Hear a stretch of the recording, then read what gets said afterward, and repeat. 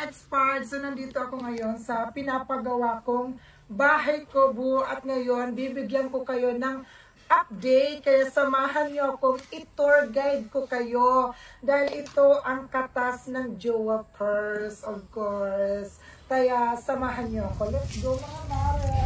Ayun, bumabagyo na. Ayan. Ito lang siya yung bahay mo.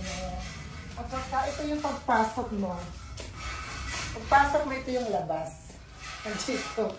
So, ayan, dito muna tayo. First, andito yung kwarto ko. Kwarto ko, pag nandito si Madam, kwarto niya. Yes, gusto ko may kwarto si Madam, dito siya mag-stay. Kasi pag pumunta dito si Madam Hera, hindi na siya mag-hotel. Oo, kasi mahal ng hotel. Kaya hindi na siya mag-hotel. Dito na siya. At may aircon pa yan mga mari. Pinalagyan ko ng aircon, pero pag dito si Madam mag-stay, hindi ko bubuksan kasi may bayad din. Dito na siya magbabayad sa akin. At may CR yung kwarto ni Madam sa amin ni Madam. Ayan. Kaya inaayos pa siya. Bali, ano na lang yung kulang? Bintana, tiles, at saka yung screen protector ng bubong. So, dito naman tayo.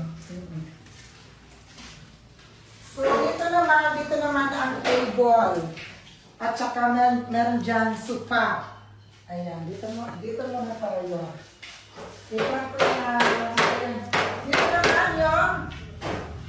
Dito naman yung kwarto ng mga bisita. Ayan, tama ba? Oo, feeling ko lalagyan din dyan ng aircon. At dito naman yung kitchen na dal. Dito yung panghugasan. At saka, lalagyan ko yung dyan ng trabaho. At saka, dito naman yung kwarto ni Mother. Ayun, dito yung kwarto ni Mother. Wait, sasaran muna natin tayo. Tignan natin. Wow! Siya dyan. Tapos yung yung pinto namin, ano lang to? Reside hall. Diba? Ano lang siya? Ginawa lang. So, pasok tayo. Pasok! Ayan. Ayan, dito naman yung view. Ayan. Ito yung kwarto ni Nanay. Ito yung view. Ang ganda, oh. Dito siya. Dito yan, may farm. Ayan, ganyan talaga kayo para pag landing ni Nanay, pag lumipad siya, wala siyang sasabitan, malinis at maaliwanas ang lalandingan ni Nanay pag lumipad siya alas 12. Ayan, dito naman yung view. Ayan. Yung view ni Kuya. So, ayan, ha? Diba? Yung likod, ipakita mo. Ayun na lang kaluwag yung likod. Ganyan mo lang. Tapos may siya kami dito sa labas. Pagkawa din ako ng CR dito. Ito yung CR. Dito yung paliguan. Ayan. At saka dito yung pag gusto mo mag-withdraw. Ayan. At saka dito naman tayo sa ating second floor.